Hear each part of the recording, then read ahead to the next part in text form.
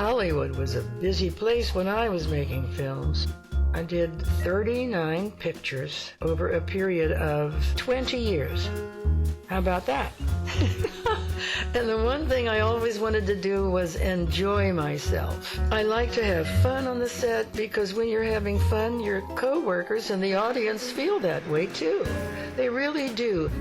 When I was singing with the bands, I never dreamed I'd become an actress. My gosh. I was a singer. So, one afternoon when my agent asked me to read lines with a young actor from Warner Brothers for a movie called Romance in the High Seas. Afterwards, Michael Curtiz, who's a great director, came over, introduced himself, thanked me, and said I did a good job, which really made me laugh because I thought I was just helping out. But the next day I planned to fly back to New York. But that morning I was awakened very early by a phone call from someone I assumed was my manager, making sure I was up. But a strange voice said, "I'm Jack Carson and I'm calling to tell you that you're going to be in my film." Well, I started laughing because I was sure that my manager had gotten someone in the hotel to play a joke on me. This man, whoever it was, kept insisting he was truly Jack Carson. How'd you like to play a little scene for me? Oh, Mr. Carson, you made me the happiest girl in the whole world. So I finally said, "Well, I hope it's for real." And he said, "It could never be more real." You do me this favor, I'll give you a part in my new picture. Now. Oh, Mr. Carson. That's how my film career started. And in that film, they gave me a beautiful song called It's Magic.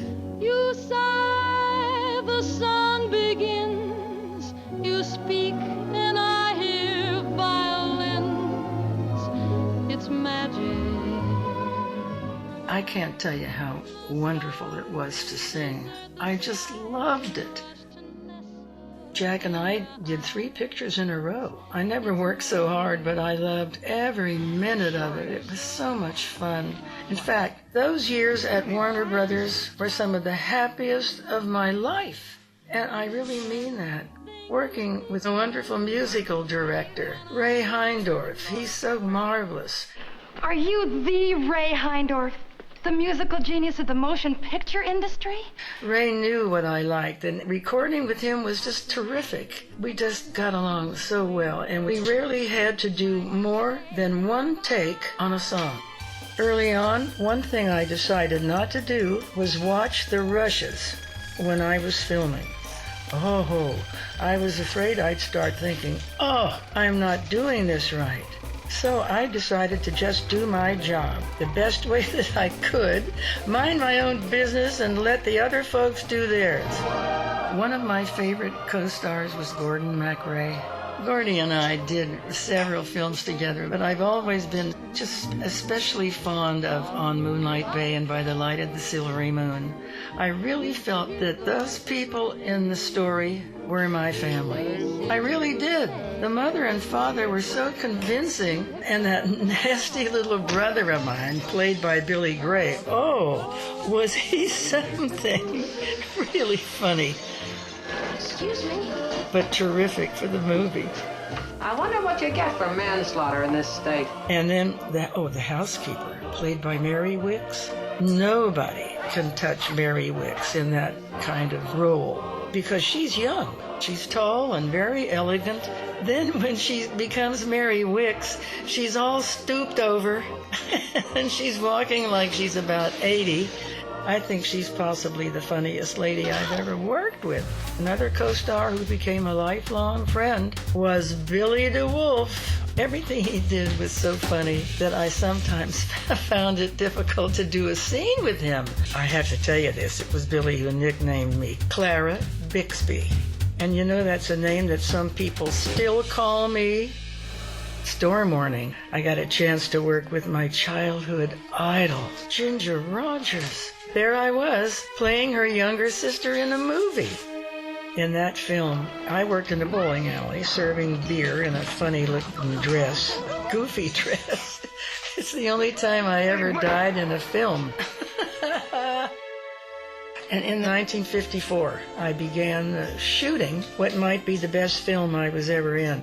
Love Me or Leave Me. It's a dramatic story of 1920s singer Ruth Etting.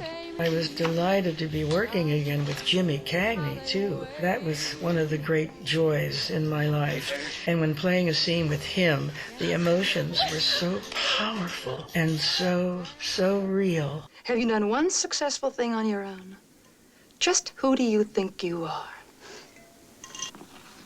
Whoever I am, kiddo, I'm what makes you tick. Don't you ever forget that. I treasure that experience because he was such a generous and professional actor and a great gentleman. One of my favorite experiences was working with Jack Lemmon in It Happened to Jane. I played a woman running a mail-order lobster business, and Jack was my boyfriend. And I really regret that we never had the chance to make another film together because I loved working with him. Several years ago, Jack was appearing on a talk show and said, and I feel funny mentioning this because it seems like I'm trying to say, look at me. But he said that I was his favorite actress he ever worked with. And I was in tears. I really couldn't believe it, and that meant so much to me. One of the 3 films I made with my buddy Rock Hudson was Lover Come Back. We were rivals in the advertising business, and he was always trying to steal my clients in some underhanded way.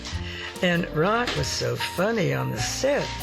Oh, and then he used to call me Eunice. He was wild. In the mornings, when we were all being made up and our hair done, he would walk in and I would hear, Eunice! And I'd say, I'm here. And we would laugh and laugh until we got on the set, and then we'd laugh some more. Sometimes I marvel that we ever got a film made because we were always laughing in the middle of a scene. And then there's Jimmy Garner. Hi. He's another one of my favorite leading men. After we made The Thrill of It All, people started telling me that Jimmy and I looked like we were really married in that movie. And that's a compliment. And Jimmy, he really enjoyed playing comedy, and he did it so well. I'm so thankful that I've had the chance to work with so many wonderful people over the years. Oh my goodness, was I blessed. The work was hard, but I loved every minute of it. Who feels overworked when you're doing something that you love? I feel so fortunate and blessed to have been able to entertain so many people. Everything has been truly wonderful for me. For Turner Classic Movies, I'm Doris Day. Join us as we celebrate Doris Day with a week of films from America's favorite girl next door. April 2nd through the 6th, beginning at 8 p.m., only on Turner Classic Movies.